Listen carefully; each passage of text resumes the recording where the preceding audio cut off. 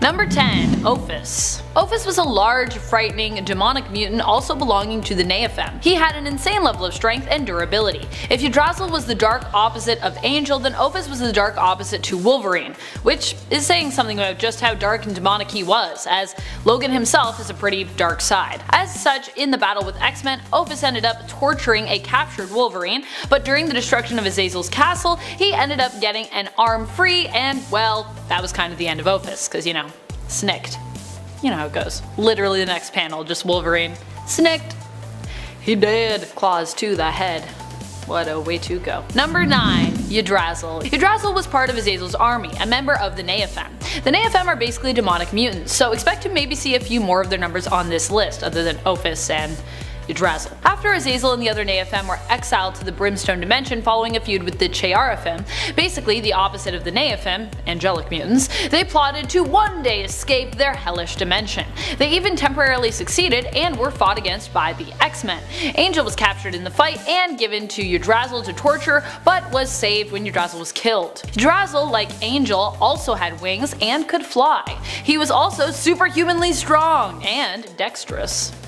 Ooh la la. Number 8. Kiwi Black. Kiwi Black is Nightcrawler's half-brother. He is the son of Azazel and likely an indigenous Polynesian woman from New Zealand, as he is part Maori. He was depowered on M-Day, which is why he takes one of the bottom spots, but when he did have powers, they were pretty neat. He could channel bioenergy and use it to increase his strength, or channel it through other beings via touch to disrupt their powers or cause their organs to malfunction. He could also channel this energy through natural surroundings in order to alter it. For example, smashing craters in the ground, or using his powers to cause rock formations to appear shooting up out of the ground. Originally, Kiwi Black worked along Azazel, helping him to try and free his army from the dimension that they were trapped in and transport them to Earth. However, after surviving a sacrificial ritual, he ended up rebelling and instead allied himself with the X-Men. That's what happens when you find out your dad's trying to use you as a gateway.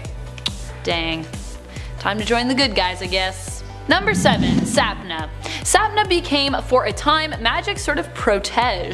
Her mutant powers allowed her to absorb and understand any languages she came into contact with, similar to Cypher. The difference was, at the time when Sapna's powers manifested, she was in Limbo. This led her to absorbing all of the magical knowledge in the Limbo dimension, which granted her additional demonic abilities. As a result, she became a magic user who could control demons and cast spells. Magic even suspected that Sapna was capable of reanimating the dead. Unfortunately, we never got to find out, as Sapna met her demise when the World Eater used her as a host and Magic was forced to kill her, trapping her spirit for a time inside her soul sword. Number 6. Nils Steiger. Steiger is known by the codename of Abyss. Steiger? Stigger? Which one is it? He is also half-brother of Nightcrawler, on his father's side, meaning that he is also the son of Azazel. His powers allow him to unravel his body, which is made of wrappings. Yeah, if you've ever wondered what a mutant mummy would be like, this is pretty much it. He can use his wrappings to defend himself and attack with them, and when wrapped up, his body is made more durable by his wrappings.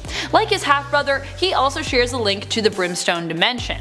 In the center of his chest, underneath his wrappings, is a dark void that when revealed acts like a black hole, so he can use it to suck in enemies, transporting and trapping them in the Brimstone Dimension for as long as Abyss sees fit. Nils can also absorb fear energy and use it to power himself. Unfortunately, he was depowered during M-Day, then repowered by the Terrigen Mist, but only to be depowered again later. Yeesh! Number 5. Sabretooth. While Sabretooth might not be more powerful than some of the mutants previously listed, he is still alive and still has his powers, albeit he is in exile right now. During the Weapon X series from 2017, Sabretooth found himself tied to the demonic world after he sacrificed himself to save his son Graydon from hell. I know, weird, right? What a weird time to become tied to demons, but let's talk about that.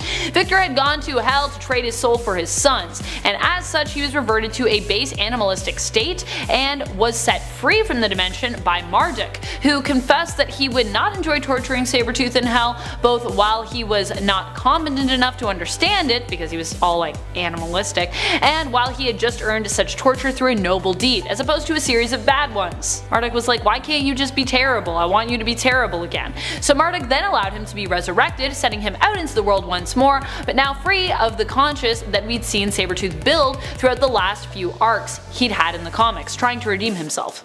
Kind of had like a heroic Sabretooth almost coming, but nope, he's gone. So now, he's back, he's bad, and he's on a road back to hell. Hence him being a bad guy again. Sad. I kinda miss Good Guy Sabretooth. Do you guys miss Good Guy Sabretooth? Probably not. Let me know in the comments.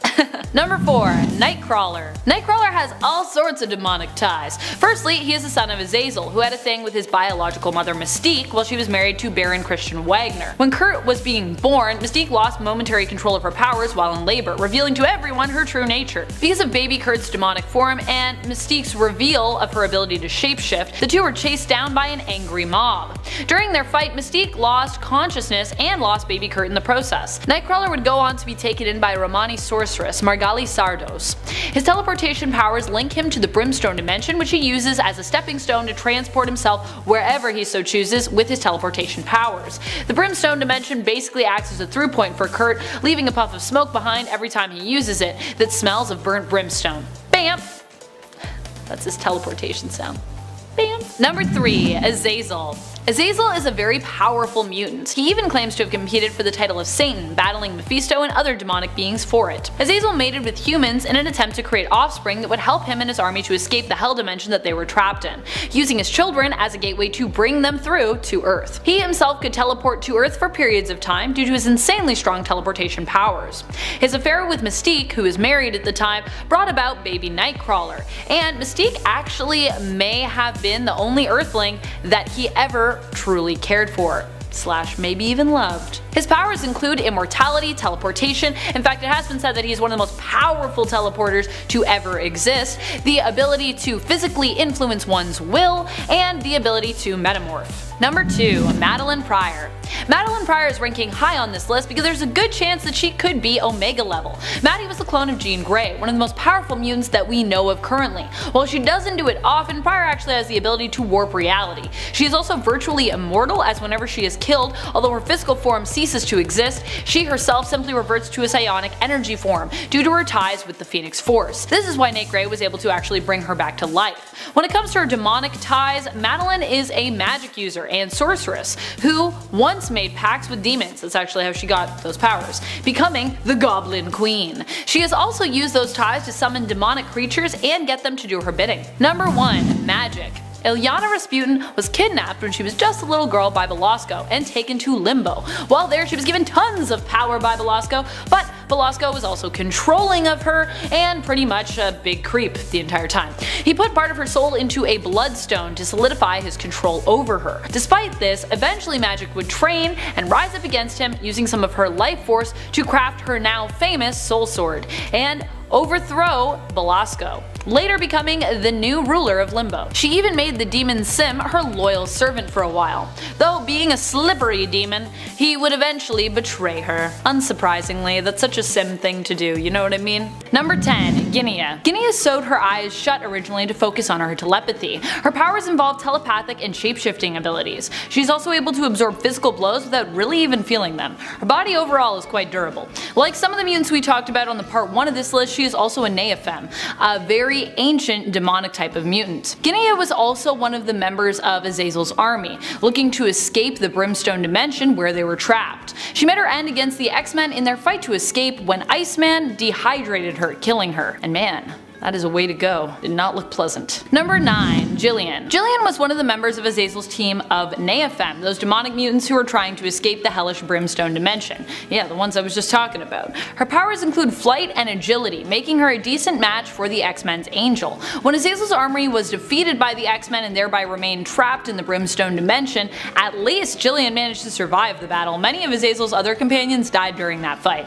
During the feud, Jillian also let it slip that she had a thing for Nightcrawler, but unfortunately for her, Kurt did not seem too interested. Probably because of, you know, the whole evil thing, to be honest. Number 8. Nature Girl. Nature Girl's powers include the ability to connect with nature, meaning that she is often able to influence animals and creatures of the wilderness and convince them to do her bidding. In fact, her influence even extends beyond critters, allowing her to control weather and the elements as well. Included in the beings that she seems to have influence over are Bamfs, which seem to be very attracted to Lindley. It's Lynn's connections to the Bamfs that has me pondering as to what other demonic creatures she might be able to influence. Is it possible that her nature powers extend to other realms, including the realms of demons? We have yet to see enough of her to be able to tell for sure, but it seems to me there is enough there to assume she might have some kind of demonic link when it comes to her abilities. Number 7. Archangel. Archangel is basically the demonic side of Angel, one of the founding members of the X-Men. Angel was originally transformed into his alter ego by Apocalypse when he was made his Horseman of Death, after Apocalypse manipulated his mind and altered his body on his celestial ship. This side of Angel resided within him even after he was freed from being Apocalypse's horseman and gave him a taste for death and destruction. In fact, he craved death and destruction a lot of the time. In this form, Angel has deadly techno-organic wings which not only allow him to fly, but also act as a shield, can fire poison-tipped organic feathers, and happen to be razor sharp and can be used themselves as blade-like weapons. Imagine having a sword fight with somebody's wings, oh my goodness. He also has a hypersonic scream which can be used to cause internal organ damage to his enemies, and he has a proper healing factor in this form. He doesn't just have to bleed on people. Beyond him being the dark side of his original form as Angel, Archangel also at one point became Apocalypse. He was like a dark god hell-bent on world domination through replacing all life on Earth with life that he himself had created. You know, typical scary Apocalypse things. Number 6. Young Beast. While Beast of Earth 616 sticks to science, young Hank McCoy from an alternate universe, temporarily and unofficially referred to as Earth 240, eventually turned to magics. In Volume 2 of All New X-Men, he is driven even further towards using the mystic arts, as he and the X-Men are forced to go up against the Goblin Queen and a demonic horde. In desperation, he accidentally performs a ritual that transforms him into a demonic beast, complete with giant horns. Well, not necessarily accidentally. He meant to do the ritual, but I don't think he really knew what he was doing, unfortunately. However, this ritual also levels up his powers enough to allow him to defeat Madeline Pryor. Yay! But of course, they come at a cost, because that's how magic works.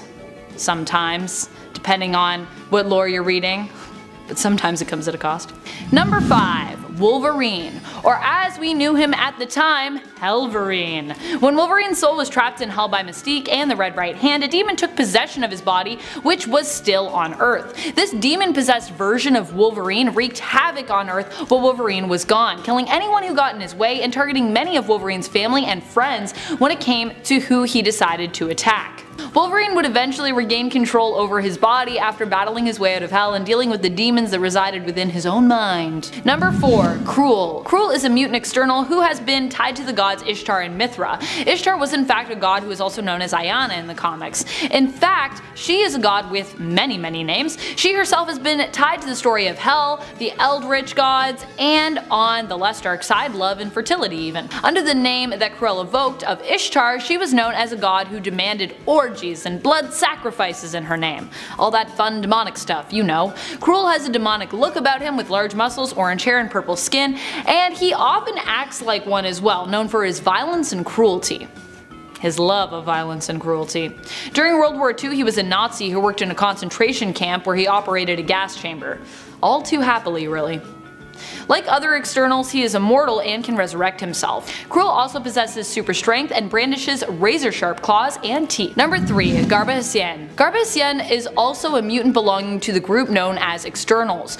External mutants are beings that are basically considered immortal, forever walkers, as En Sabah Nur once referred to them as. Garba-Hsien also belong to a group within the Externals known as the High Lords, the self-proclaimed leaders of the Externals. Not to be confused with the Eternals, by the way. Externals and Eternals, two different things. Garba-Hsien is known as being capable of resurrecting himself and has a strong healing factor. However, immortality does not mean that he can't be destroyed. Although Externals are powerful and hard to defeat, Garba-Hsien could be defeated through having his life force energy drained or his heart consumed by another External. His powers have generally been known to be based in the realm of magic. In fact, his magical shapeshifting abilities combined with his resurrection powers is why I thought of him as demonic, namely because he is known for shapeshifting into a fearsome and demonic dragon who can breathe fire. You can see this referred to in Gambit Volume 3 Issue 1, where Gambit set out to raid the tomb of Garba-Hsien's 12th son. Number 2. Storm. But when was Storm demonic, you ask? Well, this isn't quite the Storm you've always known. This is a version of Storm from Limbo, where magic was raised. She not only has the same powers as her Earth 616 counterpart, but she also possesses a vast magical knowledge and abilities. She even trained young Ilyana in magics for a while during her time in Limbo. But in the end, magic had to kill her to prevent this version of Storm from Earth 8280 from being used by Belasco as a sacrifice in a ritual intended to free himself from Limbo. Which obviously would be bad news, because Belasco's a pretty bad dude. Number 1. Selene. One of the oldest mutants around, Selene is known for being 17,000 years old. Her powers both allow her and require her to drain life force energy. If she doesn't, she'll die. She can use this psychic energy to increase her own strength, speed, and durability, as well as maintain her immortality and her eternal youth. Feeding off life energy, though, often leads to her killing her victims, turning them into dust. Although she can choose to drain only some life energy from her victims, which allows them to live but also grants Selene full control over them, if she so chooses. She also has a slew of other powers, including telekinesis, telepathy, and pyrokinesis, and was once a member of the inner circle of the Hellfire Club. She is currently residing on Krakoa with many of the other mutants. There, she is in charge of helping to monitor the amount of psychic energy that herself and Krakoa drain from the population. She is actually allowed to feed off the population as part of the rules of Krakoa, wherein the Quiet Council agreed to provide whatever sustenance necessary to the mutants who joined that nation. And oh yeah, the sentient land of Krakoa feeds off of the psychic energy of its populace, in case you didn't know that. Selene was also originally known in Uncanny X-Men Volume 1 as the Demon Huntress. I like that alias for her. Number 1. Scarlet Witch. Of course, I couldn't make a most powerful list without putting Scarlet Witch at the top of it. You just can't deny the sheer awesome power that is Scarlet Witch. I mean, when you can alter reality, anything is possible. Scarlet Witch, who has since been retconned, was once known in the comics as Magneto's daughter, making her almost mutant royalty. But regardless of her ever-changing backstory, she stands alone without any needed context as one of the strongest superheroes of all time, regardless of gender. Being skilled in the arcane arts, her ability to manipulate chaos magic makes her almost unstoppable when she wants to be. In fact, her abilities to warp reality are considered to be so strong that it's hard for us to even know if any of her other powers actually exist, or if she is simply warping reality to make them appear to exist. With Wanda, aka Scarlet Witch, almost everything that happens in the comics could be questionable as to whether or not they happen because she wills it, or they just actually are events that are happening. This is, after all, the woman who willed the Phoenix Force out of existence. Coming in at number 10, Jessica Jones. Since her debut in Marvel's Alias #1, Jessica Jones has had a storied history and is one of Marvel's darker heroes. She obtained her powers in a car crash when her vehicle collided with a military convoy carrying radioactive chemicals. The experience killed her family but left her with superhuman strength and durability. She has gone by different names throughout her story arc, once known as Jewel and another time known as Nitrous. She is a skilled hand-to-hand fighter and a talented private investigator. Her powers include accelerated healing, flight, and even telepathic resistance due to her experiences with the Purple Man and some help from Jean Grey. Jessica is a fighter and is more powerful than she looks. Number 9. Black Widow. We meet Black Widow first in Tales of Suspense number 52 in 1964, where she meets Iron Man and inadvertently helps him defeat some Soviet agents. Formerly a KGB agent, she was trained by the Red Room, part of the Black Widow Ops program, in an effort to create the ultimate super spy. She eventually defects to America and later joins the Avengers. With a history over 50 years long, Black Widow's powers vary from story to story, but some of her most impressive powers include peak human strength, speed, and endurance. She is a master martial artist, weapons expert,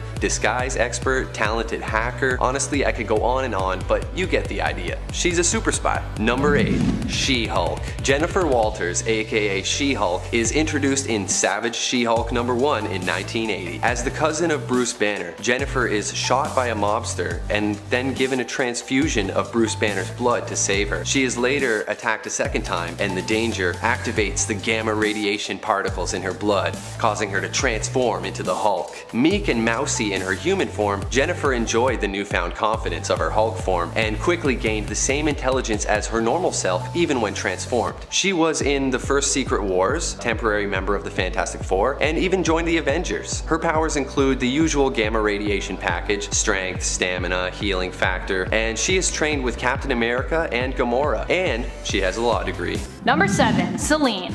Selene is known for being a powerful energy vampire and is something we don't really talk often enough about on this channel. She was originally known in the comics for being the Black Queen of the Hellfire Club and is an ancient immortal. So how does she stay looking so young? By feeding on the psychic energy of others. But Selene isn't just a vampire, she is also known for her telepathic and telekinetic skills. She has also been shown to demonstrate other powers over the years, like pyrokinesis, and has dabbled in magic as well. Not only that, but the energy she consumes can also be used to reinforce her physical strength and speed. Number 6. Wonder Woman. First appearing in All-Star Comics number 8 in 1941, Wonder Woman is easily one of the most recognizable female heroes and has been around since the beginning. Also known as Princess Diana, she was born on Paradise Island, the first child ever born there. She has some classic superhero equipment, including indestructible bracelets, the lasso of truth, the royal tiara, and an invisible airplane. She is a founding member of the Justice League and has an impressive selection of powers, including superhuman strength, speed, durability, and flight. Number 5. Mera. Mera first appeared in Aquaman number 11 in 1963, and she's not just the lady version of Aquaman. Mera hails from Dimension Aqua, where DC writers are sent as punishment for coming up with lame dimension names. A criminal named Liron seizes control of the kingdom,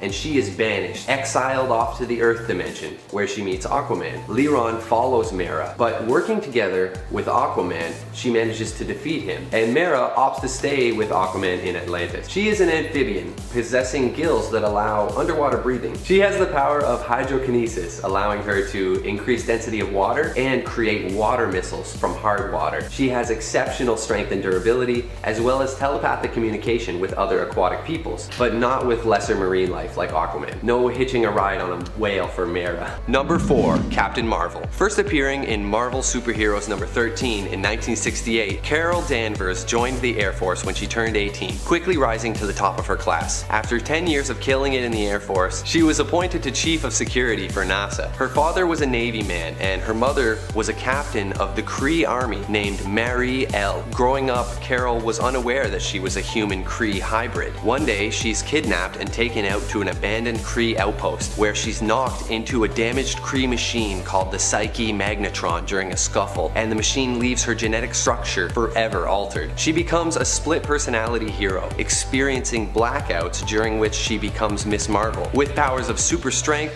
flight, and a seventh sense, giving her premonitions. The two personalities eventually are consolidated and she becomes her true self, an incredibly powerful member of Marvel's unique roster of heroes. Her powers include superhuman stamina, reflexes, energy absorption, and even self-sustenance. She also has a healing factor that would put Wolverine to shame. She basically doesn't age and is seemingly immortal. Number 3. Starfire. Starfire comes from the planet Tamaran in the Vega system, where golden-skinned humanoids make up a passionate society driven more by emotion than by reason. Starfire, aka Princess Coriander, had an older sister that was the first in the line of succession, but this sister had a childhood illness that affected her abilities. She became known as Blackfire, and she fled her home after being denied her birthright, aligning herself with a fascist empire known as the Citadel. The Citadel returns and enslaves the homeworld, and eventually Starfire is forced to flee and finds her way to Earth, where she later joins the Teen Titans. Starfire can channel and project energy in the form of star bolts, and when using her abilities in full force, her eyes glow and her fiery hair appears to glow and flicker. She is super powerful, with a unique physiology allowing her to survive even in the cold vacuum of space. She can fly, absorb energy, self-sustain, and assimilate languages through touch. Number 2.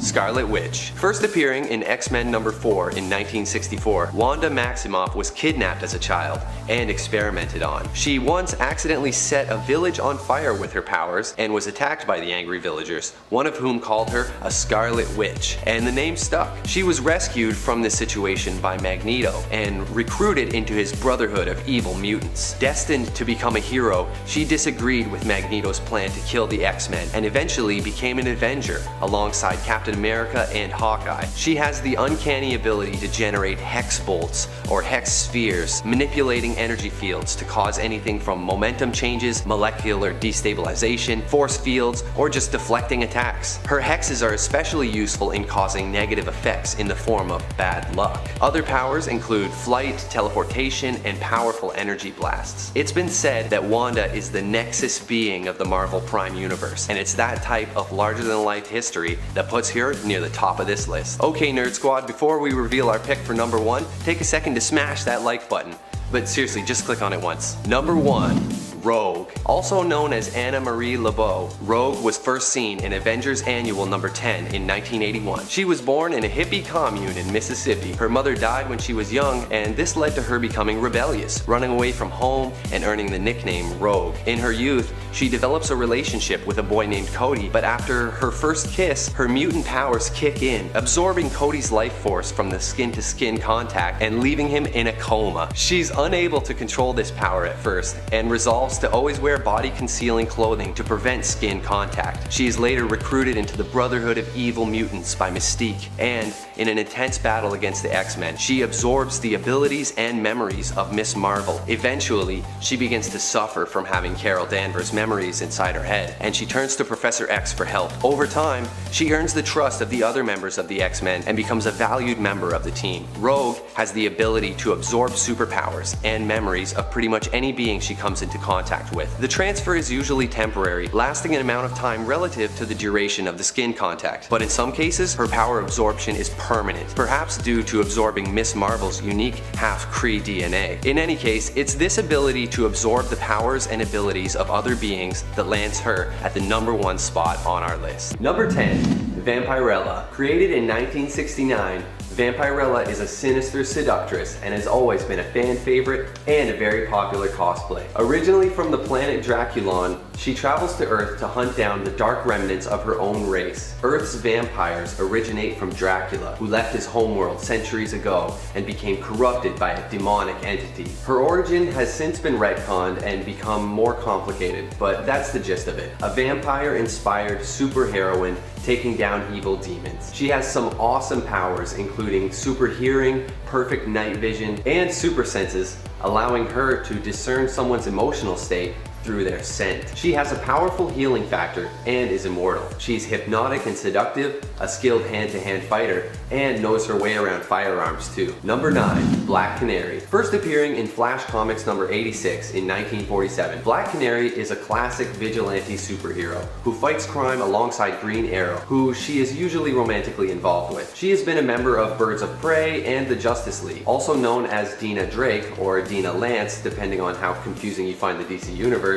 Initially, she was portrayed as a hand-to-hand fighter without superpowers who poses as a criminal to infiltrate gangs, but now she's a master martial artist, proficient in a million fighting styles, reserving her signature move, the Canary Cry, for only the most powerful enemies. It's a superpowered sonic scream that shatters glass and can even kill. The origin of the Canary Cry power has been retconned many times, but originally it was a magical power received as a curse from a wizard. Later is explained to be a metahuman ability. As of the New 52, her ability is the result of human experimentation by the leaders of Team 7. She is an expert motorcyclist, gymnast, and tactician. And fun fact about Black Canary, in 2016, DC Comics released a 3-track album called EP1 to promote her new story, in which she becomes the lead singer of a band that shares her name. You know, like the Archies. Hey gang, before I hit number 8, I need you guys to hit that like button. Thanks so much guys, it really helps us out. Number 8,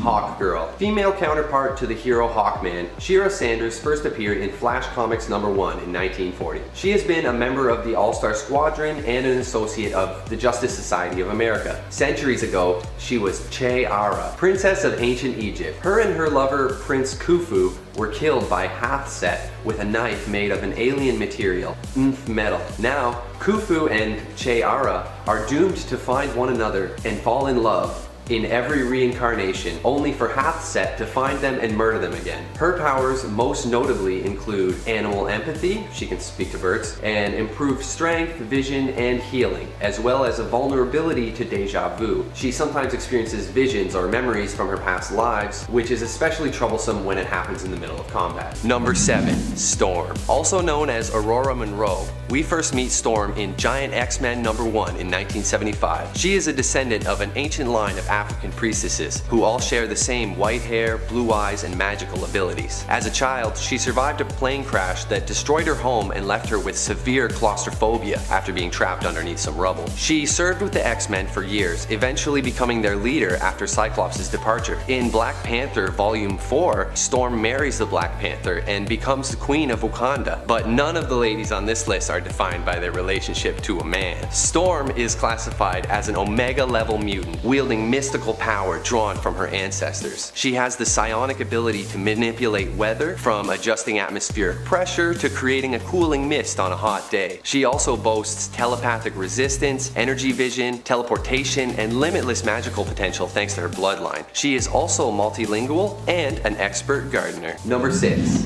Vixen. Also known as Mary McCabe, Vixen first appeared in Action Comics in 1981. She grew up in a small village in Africa, and as a child, heard from her parents the legend of the Tantu Totem, a token that grants the wearer all the powers of the animal kingdom, if the powers are being used to protect the innocent. She eventually moves to America and begins a successful career as a fashion model, using her wealth to travel around the world. She eventually returns to Africa, stealing the totem back from her evil uncle, Mustafa Maksai. The Tantu Totem enables her to tap into the morphogenetic field of the earth, sometimes known as the Red. It is the force connecting all animal life and microorganisms in the universe, and tapping into it allows her to access incredible animal powers. She can mimic the abilities of any animal she can think of. Vixen is also a skilled athlete, boxer, and hand-to-hand fighter. One drawback of her powers: if she stays in animal form too long, she begins to become less human and more animal-like, seemingly losing control and risking giving in completely to animal behaviors. The full extent of her power over the Red is unknown, but once she cooperated with Animal Man and Tristis, and together they created an entire universe. It's rumored that Vixen will be appearing in DC's Truth and Justice in 2021. Number 5. Emma Frost. On the flip side of the coin from Selene, who we talked about earlier, we have Emma Frost, the White Queen. Emma is also known for being a very powerful telepath, and while she might not be as versatile as Selene, she doesn't need to feed on psychic energy like Selene does. Emma Frost is often referred to as the White Queen from her time as being a part of the Hellfire Club as well. She was the White Queen. See what I'm saying? Emma started out originally as a villain in the comics but didn't stay one for long, eventually reforming and even joining the X-Men team. She's an adept teacher and leader in addition to her powers. She's not only an immensely skilled telepath, but also possesses her diamond form, which makes her almost indestructible in battle. Almost. Number 4. Raven. First appearing in DC Comics Presents number 26 in 1980, Raven was part of Teen Titans from the beginning. She was born a half-breed, the daughter of a human mother and a demon overlord father. Fearing for her future, Raven's mother takes her to Azarath, a peaceful reality where she's taught how to control her emotions in order to maintain control of her inherited demonic powers. When she learns that Trigon is coming to her dimension, she vows to stop him and approaches the Justice League, but they refuse her after the magical Zatanna senses her demonic parentage. Throughout her story, she has been possessed, become a spirit, and once had to find a new body. Raven has the ability to send out her soul self for spying and stuff, but it can also fight and use telekinesis. She can teleport, fly, and use psychokinesis to manipulate matter at the atomic level. She is also tele-empathetic, meaning she can feel the emotions of those around her and absorb others' pain to heal them, or heal herself through meditation. She can generate and manipulate darkness as well, usually in the form of a raven. It's been noted by her demon father Trigon that she only uses a small potential of her power, and if she released her inner demon, she could potentially reach near infinite power. Number 3. Storm. Storm is referred to as a goddess for a good reason. She is a mighty hero who wields influential power over the elements. While this doesn't seem to be a power that Thor often reaches for in the comics, despite also possessing that, Storm does not shy away from using her mutant gifts against her enemy. When fighting Storm, you'll want to watch out, as it is easy for her to call down a bolt of lightning to strike you at any point. As a child, she also possessed a fear of small spaces known as claustrophobia. In the past, when this fear has been evoked, like when Doom encased her in a form-fitting metal shell, Storm has also been shown to tap into the full potential of her powers, creating storms massive enough to envelop the whole planet. Number 2. Miss Martian. Also known as Megan Morse, she first appeared in Teen Titans Volume 3 in 2006. In the DC universe, there are two versions of Martians: green-skinned peaceful philosophers and white-skinned vicious warriors. The story is, Megan's parents sent her on a rocket to the Vega system, home of the Citadel, to escape from the Martian Civil War. But secretly, she is actually a white Martian, captured by the US government. The exact details of her origin are debatable, but she did have a brief stint with the Teen Titans, not staying for very long. Similar to the Kryptonians, Martians have a different physiology and unique abilities. Miss Martian has a whole host of powers at her disposal, including telepathy, mind control, and telekinesis. She has a variety of visions, including X-ray, infrared, and microscopic. She has the usual super strength, super speed, can phase through walls, and even turn invisible. She has a regenerative healing factor and could potentially regenerate an entire body from one severed limb. And now, number 1, Zatanna. First appearing in Hawkman number 4 in 1964, Zatanna is an incredibly powerful member of the mystical Homo Magi, a subspecies of magic-wielding humans. The daughter of a famous magician, she grew up in a small house in New York, near the infamous Arkham Asylum. She became a successful illusionist before discovering her true powers while searching for her missing father. She meets quite a few heroes on this journey and returns to her career on the stage, occasionally assisting people in need with her powers. Zatanna has such a ridiculously comprehensive list of powers, there's no way I could list them all, but check this out. First of all, she can manipulate and create magical elements, anything from fire to water to light. She also has telekinesis, teleportation, reality alteration, and every warlock's favorite, Eldritch Blast. She has the power of flight, force fields, healing, hypnosis. I could honestly go on forever. Fun facts about Zatanna: she speaks the words in reverse when she's casting a spell, and she's a vegetarian. Also, one of her ancestors is none other than Leonardo da Vinci. Number 10, Dust. To me, Dust is almost the physical embodiment of the Thanos snap, you know? Anyway, Sora Kadir, aka Dust, is a mutant whose abilities allow her to transform her body into, well, dust. She was born in Afghanistan and was sold into slavery. She displayed her powers when a slave trader tried to remove her kneecap, and she flayed him alive. Yes, she flayed him alive. Once the X-Men got knowledge of Soraya and her abilities, they went looking for her and brought her back to the Academy. Since Dust is a sand morph, she is able to reform her body into a humanoid or some sort of sand form. In this form, she's most resistant to injury and she's difficult to detect telepathically. In this sandstorm form, she's able to hurt her enemies by scouring the flesh from their bones, as well as being able to enter their lungs, hurting their opponents from the inside. Number 9. Kitty Pryde. Kitty Pryde's powers are some of the most useful ones around. She can phase through almost anything and as such can travel into some of the most secure locations in the world without any trouble. Not only that, but she can use her phasing abilities in a fight to become completely untouchable, phasing through her opponents or even making her opponents phase momentarily only to become solid once again with something now lodged inside them. Kitty also received a power upgrade from an artifact known as the Black Vortex, which granted her more control over her powers while also increasing their strength to an extent. Number 8. Magic. Illyana Rasputin, aka Magic, is the younger sister of Colossus, and she's got a pretty long list of abilities. She's able to teleport, she can levitate, she has the power of necromancy, she can absorb souls, she's a master swordsman, she possesses a soul sword, and she can astral project. She's got a large skill set, as you can tell. Illyana was trapped in Limbo after being kidnapped by Belasco. During her time in Limbo, this dimension's version of Storm taught Illyana how to use spells and magic, and the cat is the one who taught her how to be a master swordsman that she is today. She also learned dark magic from Chthon, and he's like one of the most powerful demons in the Marvel Universe, so you know she got a good education from him.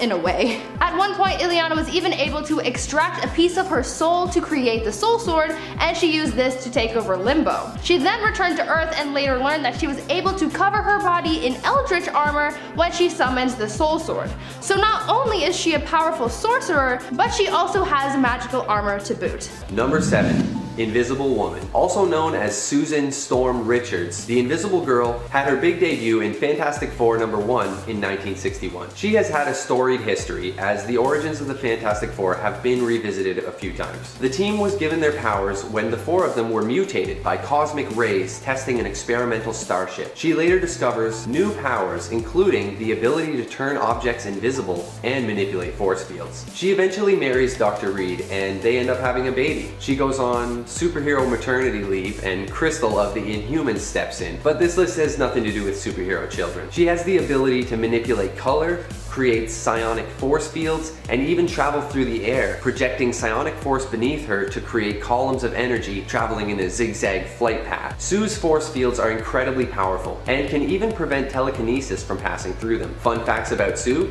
she's an expert sailor, carries a universal translator, and wears a micro-galaxy ring containing 74 inhabited worlds. Number 6, Hope Summers. Basically, Hope Summers is Mutant Jesus. Hope was the first mutant born after the Decimation, the event where Scarlet Witch wiped out all but 198 mutants. When Hope was born, there was a hunt for her. Some believed that she was the mutant messiah, and others believed that she was some sort of antichrist.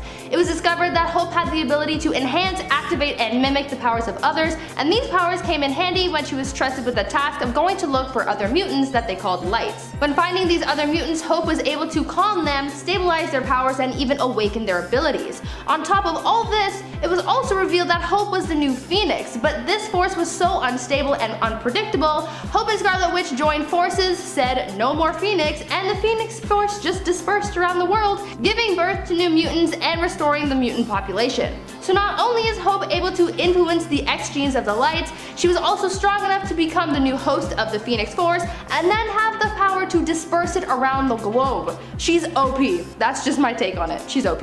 Number 5, Jean Grey. Also known as Marvel Girl, Jean Grey is one of Marvel's most complex heroes and first appeared in X-Men #1 in 1963. She witnessed the death of a young friend at age 10 and experienced her dying friend's thoughts and emotions, the tragedy activating her latent telepathic abilities. Professor X takes her under his wing and places psychic barriers in Jean's mind to protect her while she develops her powers. Jean goes on to bond with the ancient Phoenix Force and has an epic and expansive history with some of the X-Men's most compelling storylines ever. Jean goes from telekinesis rookie to superpowered pro throughout her story arc, with powers including memory alteration, mind control, mind possession, telepathic defense, psychic healing, astral projection, force fields, and more. Number 4, Rogue.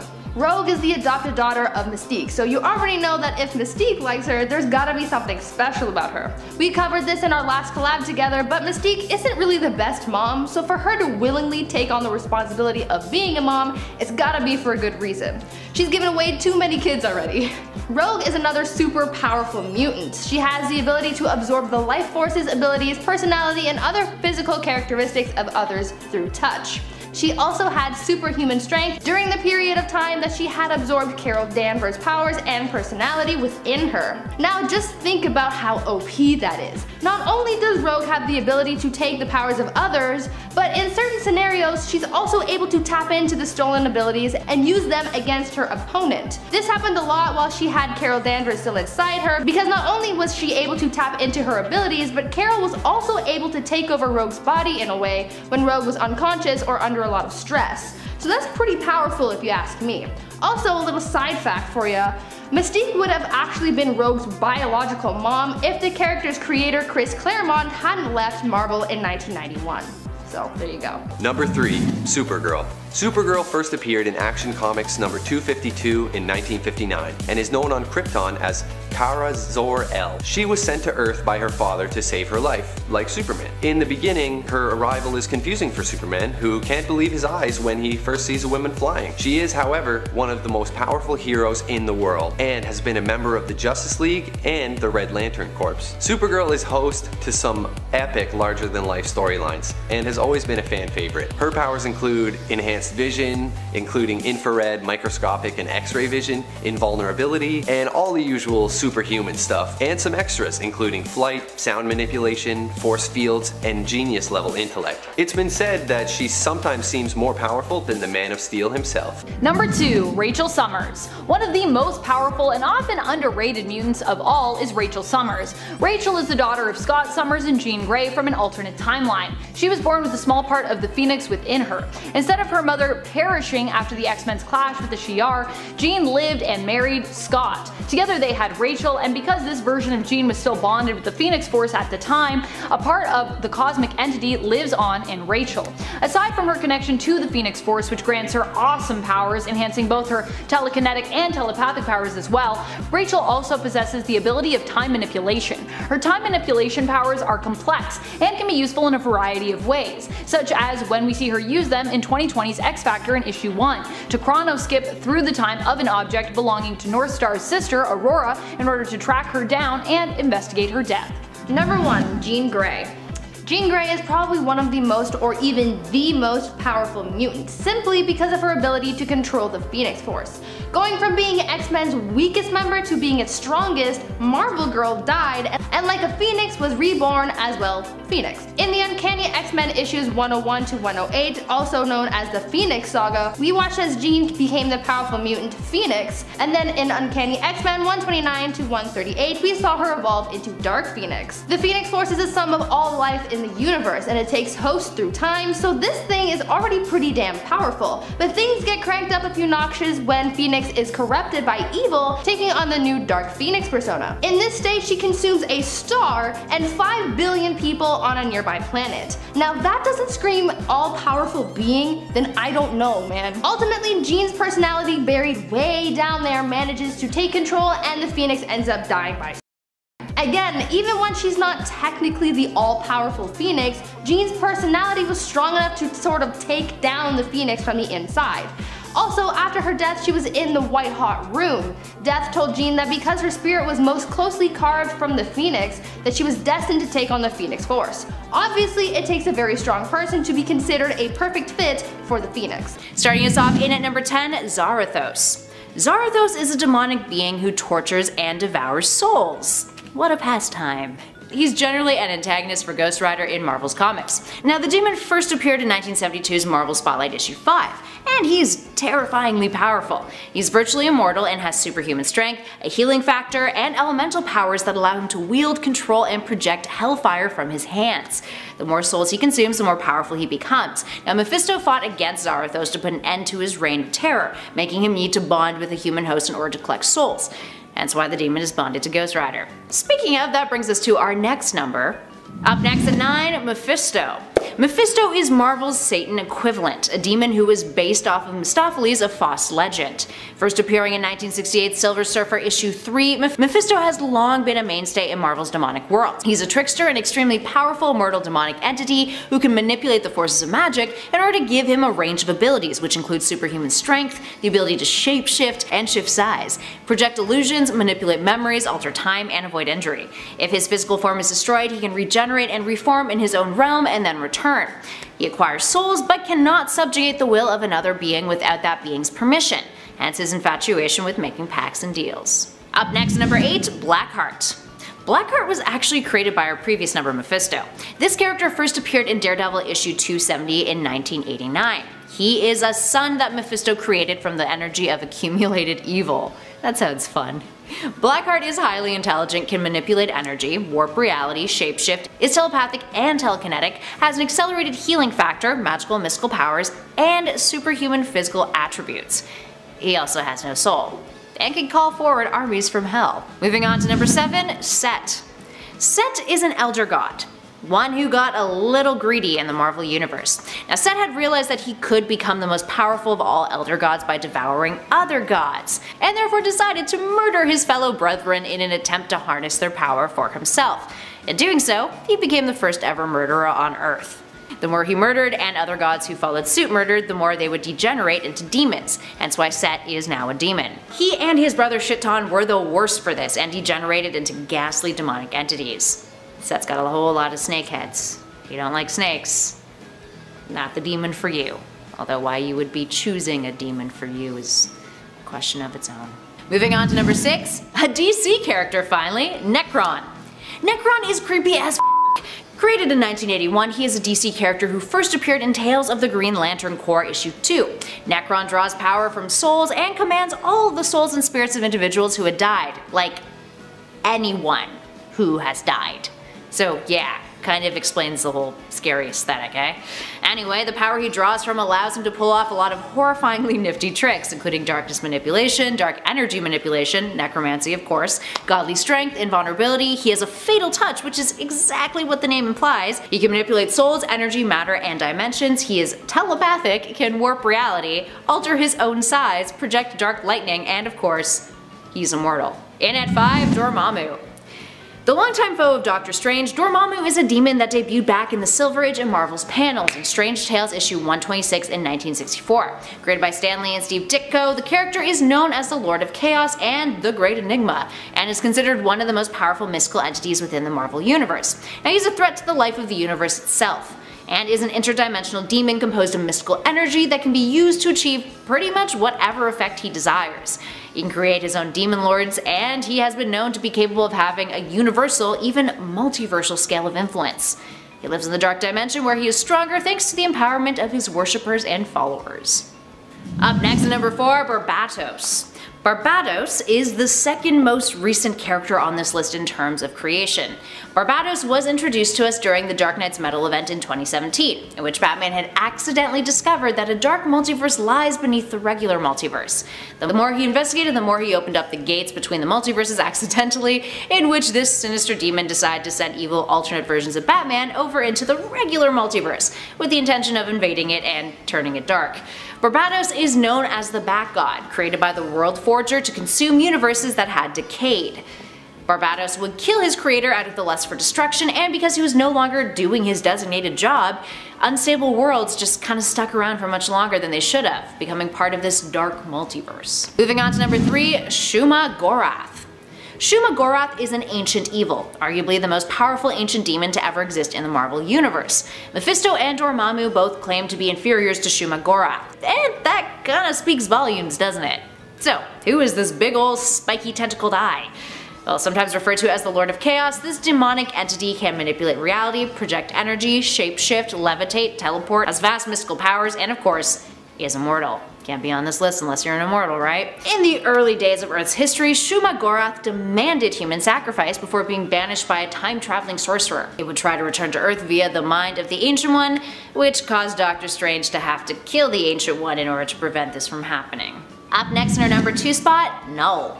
Null is the symbiote god. Created in 2018 in Venom issue 3, Null is an ancient evil deity who created the Klyntar race, and a weapon known as the All-Black, the Necrosword.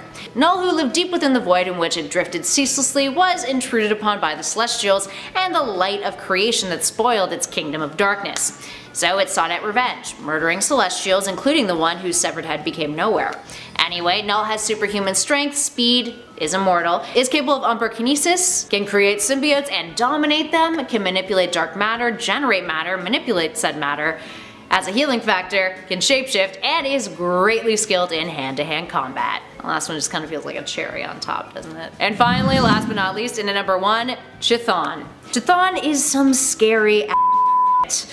Previously an elder god, Chthon has degenerated into a demon, all thanks to his insatiable greed for power and murdering other gods. Don't you just hate it when you degenerate into a demon because you've just been murdering people? I know I do.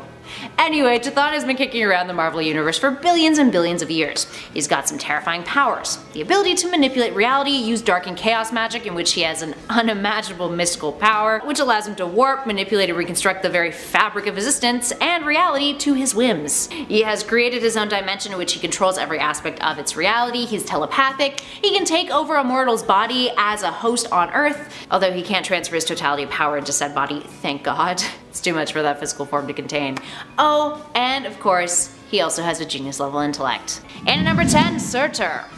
Sure, yeah, he's likely more powerful than some of the other demons who will land on the higher spots on our list, but this is about ranking scary, my friends, and we all saw this demon in Thor Ragnarok, and yeah, he was powerful, but he was not scary. He made me giggle. That aside though, let's take a look at Surtur from the comics. First appearing in Journey into Mystery issue 97 in 1963, this demon isn't just a mystical baddie with the power of 1,000 blazing suns, which yes, that is pretty horrific in itself. He's also over 1,000 feet tall, he's a fire giant from an extra-dimensional plane that's known as the Land of Fire Demons, and his power is of apocalyptic proportions. Aside from manipulating fire and generating intense heat, Surtur also has the ability to manipulate on a molecular level, transforming his fingers into serpents, as seen in Journey into Mystery issue 99. He also derives from Norse mythology, prominently being a figure during Ragnarok, in which the flames he brings forth engulf the earth.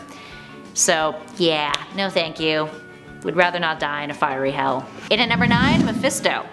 Like Surtur, Mephisto is arguably one of the more powerful demons kicking around the Marvel Universe, and if this were a top 10 powerful demons list, he would definitely find himself in the top half. But in terms of being scary, while Mephisto does fit the bill, he suffers from two factors. The first is that out of all of the demons on our list, he is the most human looking.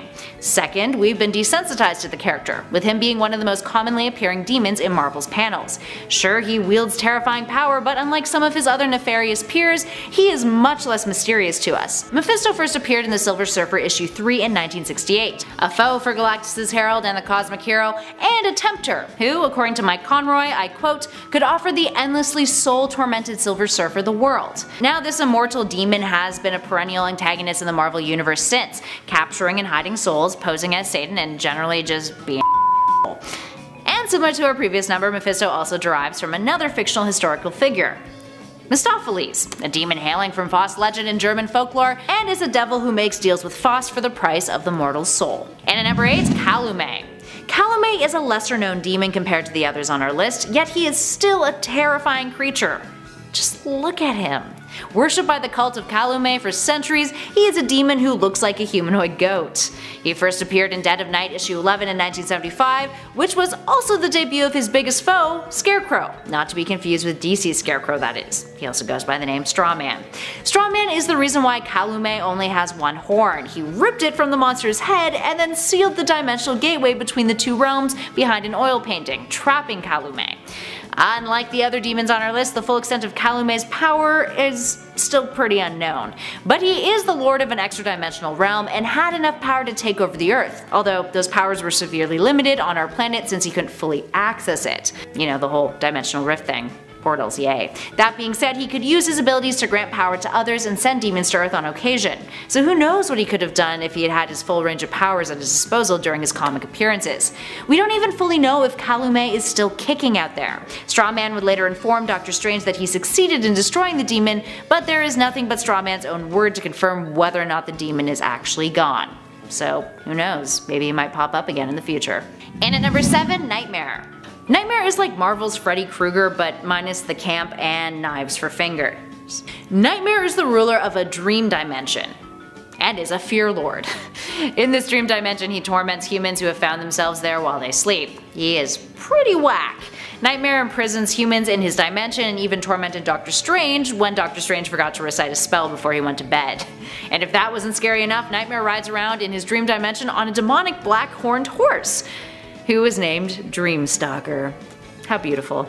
He has the ability to draw power from the psychic energies of the subconscious minds of dreaming beings. And he has nigh omnipotence, omniscience, omnipresence. So all in all, Nightmare is not a demon you want to screw with. Moving on to number 6, Dweller in Darkness. Dweller in Darkness first appeared in Doctor Strange issue 30 in 1978, although had been mentioned in Marvel lore a handful of years earlier in Thor issue 229 in 1974. Now this immortal demon is capable of some fear-inducing abilities. Actually, Dweller can generate fear in other living beings, which in turn empowers and sustains him. In addition to that, he can create sentient creatures out of fear, he can turn deceased humans into shadow thralls, and he does not age.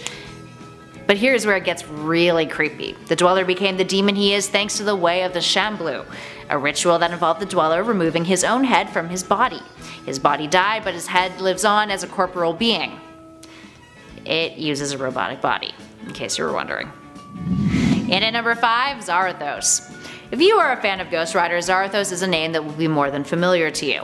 Zarathos first appeared in Marvel Spotlight issue 5 in 1972. In a 1973 Ghost Rider comic, the immortal demon was given a more embellished backstory in which the physical stone body of Zarathos had long laid underground until a Native American tribal sorcerer summoned him in order to help his tribe.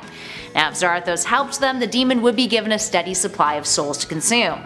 He was down. The more souls he consumes, the more powerful he becomes. Now because of this relationship, a cult forms following the demon, which then catches the attention of our man Mephisto. Mephisto's all like, dude, no one should get more attention than me, and gets into a brawl with the demon, who then loses and ends up having to serve Mephisto. Zarathos is forced to spend his time in the Netherworld, which is kinda like hell, with the exception of being bonded to humans in order to ravage souls, so he can go up on Earth. Here's where Ghost Rider comes in. Now Zarathos' strength and power is typically likened to Mephisto's, with the latter being just a little bit stronger than he is. He can control the elements on Earth and likes to trap his opponents by having the ground itself engulf them. He also likes to create rock spikes in order to impale people. What a fun guy. Moving on to number 4, Set. Set is the first elder god of Earth on our list today. He is an incredibly powerful ethereal being with vast cosmic powers. Set may have been spawned over 4 billion years ago, but he was first mentioned in Marvel's comics in 1971, in Conan the Barbarian issue 7, and then fully appeared in 1976's Marvel Feature Volume 2 issue 6. Was that right? Yes it was. He is limited only by his inability to leave the pocket dimension in which he resides. Sorcerers are able to call upon him for power though, and individuals wearing the serpent crown can also be endowed with some of his power, which ranges from levitation to mind control. Except be wary, Set would often taint the minds of those who are under his influence, controlling their minds to an extent. But here is where things get whacked. Way back when, Set discovered that if he ate his brethren gods, his own power would increase, so he became the first ever murderer. But because of this, he began to degenerate into a demon. And he started a trend with other elder gods committing the same act and also becoming demons themselves. More on that later though. Moving on to number 3, we have Dormammu. Dormammu is one of the first demons that come to mind when you think of demonic individuals lurking around the Marvel Universe. Created by Stan Lee and Steve Ditko in 1964, his first appearance was in Strange Tales issue 126. Now Dormammu is often considered to be one of Doctor Strange's most prominent foes, or as Strange calls it, his most terrible foe. He is also one of the universe's most powerful mystical entities. Why is that?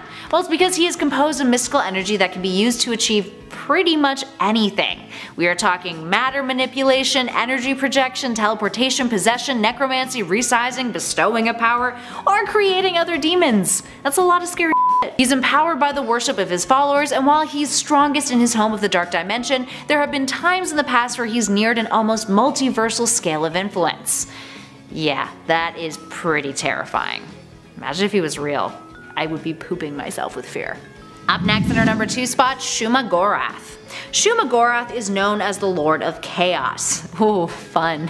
First appearing in Marvel Premiere issue 5 in 1972, this demon's name was taken from a short story by Robert E. Howard, titled The Curse of the Golden Skull, that featured a dying magician who used the ironbound books of Shuma-Gorath to curse humanity. As such, this demon in the Marvel Universe is a curse to humanity. Having ruled over the world, it demanded human sacrifice before it was eventually banished by a time traveler.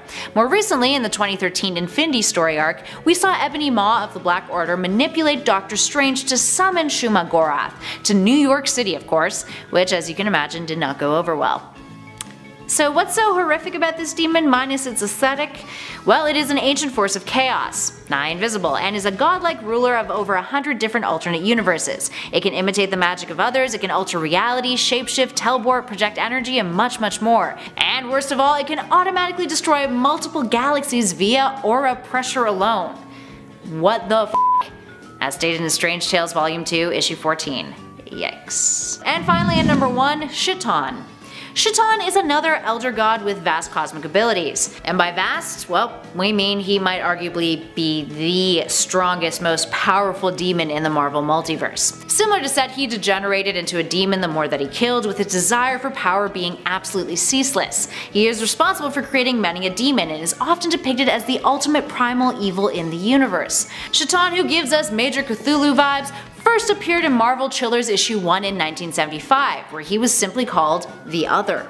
He wouldn't get a name until Avengers issue 186 in 1979.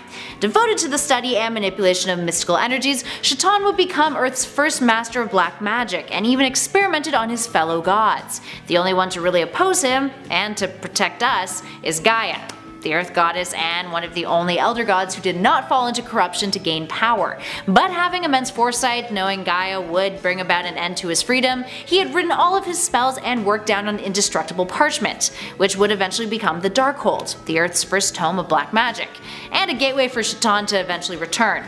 After being defeated and exiled, he resides in his own dimension, spawning a race of demons capable of returning to Earth, even though he himself couldn't. Now these days he tends to possess characters in the Marvel Universe from Scarlet Witch to Quicksilver, with Wanda actually having to endure that twice. Luckily Doctor Strange helped her out and freed her from the demon's influence that last time that had happened during Secret Empire. Fun stuff. Number 10. Red Queen. This is an alternate version of Psylocke from Earth 811, the alternate universe belonging to Days of Future Past. In this reality, Psylocke became one of the baddies, and boy, does bad look good on her. Psylocke ended up joining the Hellfire Club and becoming their Red Queen. She has dark painted nails, a sick cape, and some really awesome thigh-high boots that look like they might be built into her costume. I am a sucker for really nice thigh-high boots. She wears a metal bikini over a seemingly sheer red bodysuit. She also appears to wear war paint or have gotten an epic red face tattoo, one or the other. Wolverine ends up defeating this version of Psylocke and handing her over to her brother, Brian Braddock, aka Captain Britain, in hopes that he can help to redeem her. Number 9. Flashpoint Zatanna. This version of Zatanna Zatara comes to us from the Flashpoint universe. In this reality, Zatanna looks like a hardcore biker chick. She has an arm sleeve tattoo and sports some very low-rise leather pants, and wears a leather vest over what appears to be a leather bikini top. Her hair is shorter, her nails are painted dark, and she wears a black choker. She also drives a motorcycle. Sadly, as badass as she looks in this reality, she still ends up defeated and dead after a fight with Enchantress. Number 8.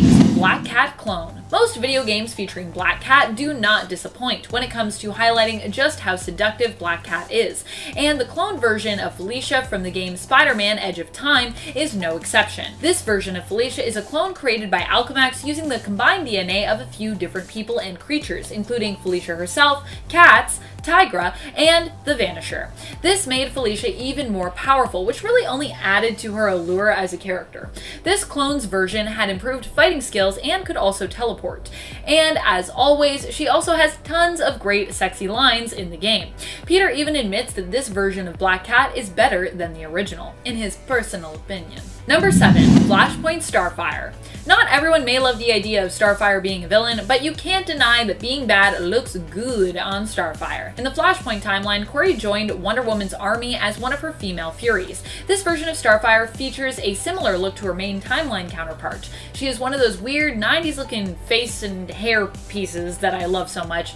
I don't know why I love them, because I feel like in reality they would really look terrible on people. She is also covered in a costume that defies logic, featuring just swirls of purple flame to cover her. And she is also wearing some seriously amazing thigh-high boots. In this reality, her and Dick Grayson end up against one another, and a trap that he lays results in her death. Number 6. Old Lady Frost. In the Old Man Logan universe, Emma Frost makes an appearance looking like she hasn't aged a day. This is of course due to her telepathic abilities, which allow her to appear youthful and stunning in others' minds, even in her old age. The idea of eternal youth and beauty while also continuously getting wiser and smarter is not only super Emma Frost, but also just, I think, appealing to most people. And you might be wondering, what happens though when Emma is faced with a mind that she possibly can't manipulate with her powers? In the Old Man Logan universe, that will actually likely never happen, due to the fact that Emma Frost in this reality is known as being the most powerful telepath remaining on Earth. Number 5. Mangaverse Black Cat. So I know that Black Cat isn't exactly a superhero all the time, and is more like DC's Catwoman, in the sense that she walks a fine line most days between being good and being bad. But if we are talking hottest female alternates, then she needs to get mentioned, because she has some of the hottest female alternates. Black Cat also does tend to walk the road of being a hero, hero more often than a villain as well, I would argue. Her mangaverse version is by far one of the hottest, just based on her costume alone. This version of Felicia from Mangaverse's Earth 2301 also seems to genuinely care more about Mary Jane than her 616 counterpart. She expressed concern for MJ's well-being despite also competing with her for Peter's affection. Still, this reality almost implies more of a love triangle between the three of them than a straight competition for who gets Spider-Man. Number 10. Big Barda. From a young age, Big Barda was trained to become a warrior. Not just any warrior either. Barda became the leader of the Female Furies, Darkseid's personal guard. Although she was originally working for the Darkseid in the comics, get it?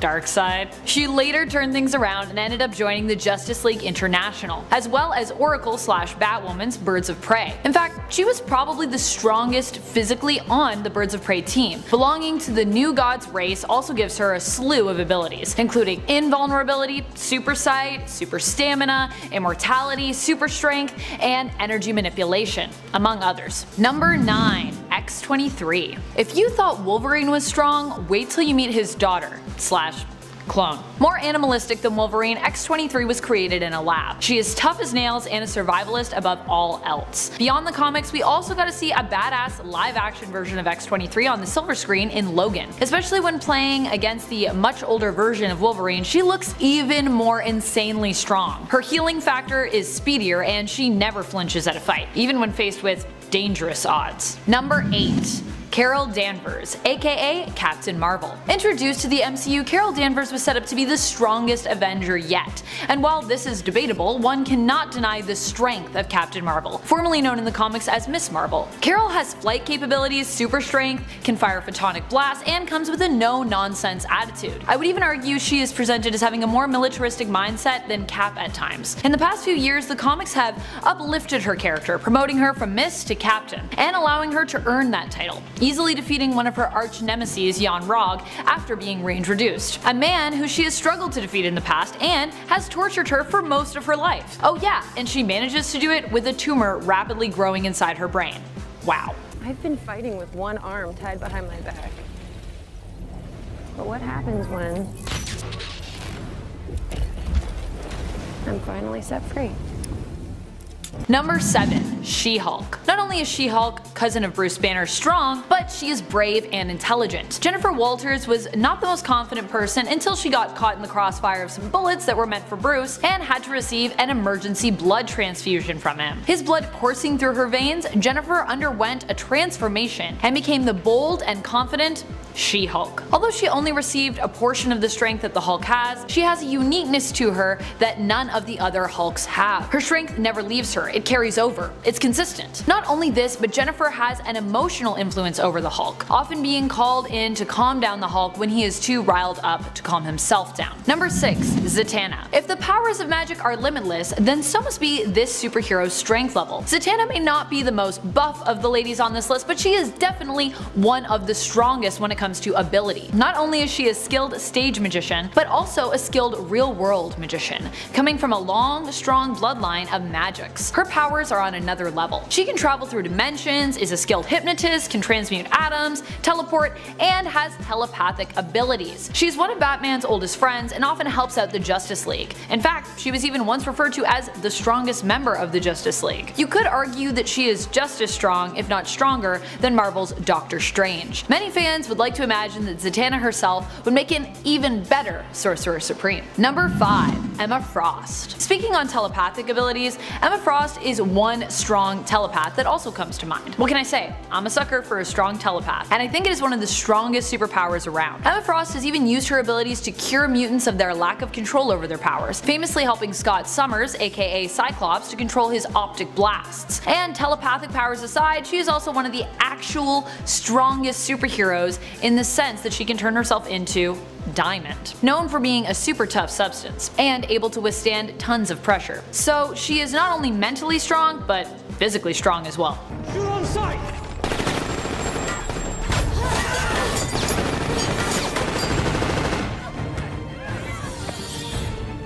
Number 4. Jean Grey.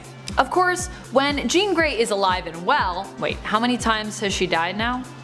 And How many times has she been resurrected? Anyways, when Jean is alive and well, she's an even stronger telepath than Emma Frost. And when teamed up with the Phoenix Force, she's even stronger and more deadly. Although she is not physically strong, Jean is also super skilled at telekinesis. And who needs super strength when you can lift almost anything with your mind? Jean could use that trick to make herself look insanely strong. Many have compared her to Charles Xavier, and many have argued that Jean is stronger, though she does sometimes struggle to access and control her full potential, which is perhaps where Professor X surpasses her. If you follow the X-Men films, they would even have us believe that Jean can defeat Apocalypse, simply by shouting.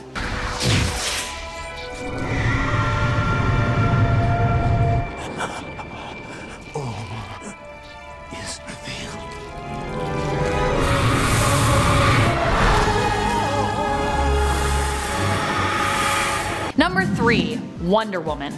Strong, smart, and funny? The Wonder Woman film starring Gal Gadot has shown us just how powerful Wonder Woman is, not just as a superhero, but as an icon. When people think of female strength, Diana Prince is one of the first characters that comes to mind, whether or not you are a comic book geek. Why? Well, for good reason. Wonder Woman not only has an iconic look, but beyond that, she was one of the first female superheroes ever to be introduced in the comic book world. She grew out of her jobs, first as a nurse, then as a secretary, and eventually became a founding member of the Justice League, and their first female member. She is known for her wit, strength, lasso of truth, demigoddess status, and Amazonian heritage. And let's not forget that with Wonder Woman, we also potentially get an army of insanely strong Amazonian warriors.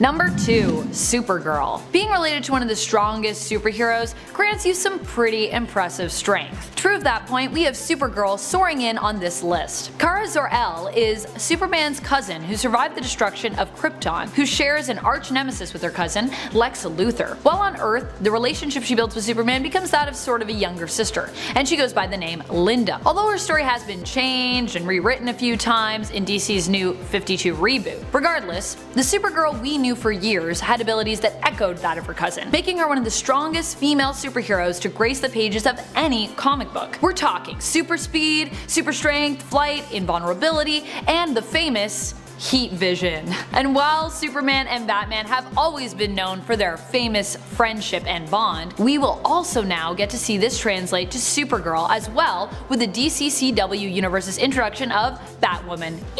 Number 7. Dark Supergirl. This version of Supergirl was created when Lex Luthor exposed Supergirl to black kryptonite. She was a duplicate of the original, but inverted morally, being more evil and dark than her original counterpart. She also appears to have a much shorter skirt. I guess shorter skirts are more evil than longer skirts? At least according to comic book artists and black kryptonite rays. This version of Supergirl was able to handily take out most of the Justice League members, including the Flash. In the end, she was taken down by Wonder Woman and her lasso of truth. Wonder Woman had managed to bind Supergirl and Dark Supergirl together in an effort to find out who was who, as Dark Supergirl had managed to force Supergirl into swapping outfits with her. She did a really fast quick change. Being bound together by the magical lasso caused the two beings to merge once more and become one entity. However, Dark Supergirl's persona would continue to live on inside Kara Zor-El for some time, representing her darker half, which I also kind of love. I kind of love that she just has like a dark half. So there's like good Supergirl, slightly evil Supergirl, and they both kind of live within her. Number 6. Jenna and Madeline Pryor. These two were obviously alternates who took inspiration from Jean Grey and Madeline Pryor on Earth 616, but were more or less their own characters. Madeline, or Madeline, and Jenna both resided in Limbo, and Madeline was preparing her sister to inherit the powers of the Phoenix Sword, a blade that grants its user powers similar to that of the Phoenix Force from Earth 616. Madeline herself stole the blade from the Shadow King. These two are a couple of the raciest alternates I've ever come across. They are wearing metal bikinis, if you can call it that look like they got stuck onto them somehow. I don't know how they're staying on. I don't know. Magic. Art. Number 5. Mistress Mary. Even her name is hotter than the original. This version of Mary Marvel comes to us from JLA Classified. She is tough as nails, kicks Guy Gardner's butt, and has an amazingly badass costume to boot. This version of Mary keeps her hair back in an all-business ponytail, wears long dark gloves, a bodysuit complete with a lightning bolt window. In some panels it appears to be a sort of see-through plasticky yellow, and in others it's just a cutout shape in her costume. Her bodysuit attaches to fishnets or stockings, with one strap just sort of flapping free. And my favorite part, she wears a big pair of combat boots, all the better to kick butt with. Number 4. DCEU Mera. Probably one of the hottest versions of Mera in the entire DC universe, comes to us from the DCEU films. I personally don't think the Aquaman film would have been as successful without Mera in it. Amber Heard was the actress who played Mera in the film, and she did an amazing job looking and acting the part. Very well cast. Add in all the stunning costumes and outfits that we see Mera in, and it's easy to understand why her DCEU version is considered one of the hottest alternates around. Seriously, the sight of Amber Heard's Mera in that stunning jellyfish dress is enough to make anyone swoon. Pretty sure everyone watching that was just like, I'm weak in the knees. Do whatever she wants, please. She's just so pretty. And let's also not forget just how badass Mera was in the film. And how smart she was. She's the whole package, really, of hotness. Mera, of course, doesn't always play the role of the hero, but she has fought alongside Aquaman enough times that I think we can count her as one for the purpose of this list. Number 3. Rachel Roth. This version of Raven comes to us from the world of the DC Bombshells. I love this world. It's just so stylized. If I were ever to do a Raven cosplay, I think this is the one I'd most want to do. Also, if I were to ever visit like an alternate world, I think I'd want to visit the DC Bombshells. This version of Raven became the mind-controlled pet of Joker's daughter. She ended up being saved, however, by Zatanna and Mary Marvel. Her costume in this universe consists of devil's horns, a corseted bodysuit, long matching gloves, fishnet stockings, and an off-the-shoulder cape with its standard jewel fastening. Overall, it's just an amazing look for Raven. I really, really like it. Number 2. She-Thor. This version of Jennifer Walters' She-Hulk comes to us from the famous pages of Sensational She-Hulk issue number 50, where Jennifer is looking for a new writer for her comic after her writer died. In truth, the famous comic book writer John Byrne was not dead, but was leaving the series. And Jennifer herself in the comic had him tied up in her office's closet. She was just tired of him writing for her, and she sought a new comic book writer. One of the pitches her character receives in the comic is the idea of a story where she herself is an alternate version of Thor. Goddess of lightning and wielder of Mjolnir, she is the sensational She-Hulk. This version of She-Hulk sports a cape, a winged headpiece, and a metal bikini. Gotta say, I'm a fan of this mashup. Jennifer would make a great Norse goddess. However, she didn't go for this one. She-Hulk wasn't too impressed with it. It's hard to impress She-Hulk. Number 1. Manga Marvel Girl. Okay, so the Mangaverse definitely has one of the most random and hottest versions of Jean Grey ever. Mostly because of the drawing style, though, I think. Honestly, the Mangaverse just gets all the hottest versions of female superheroes usually, and some of the male superheroes too.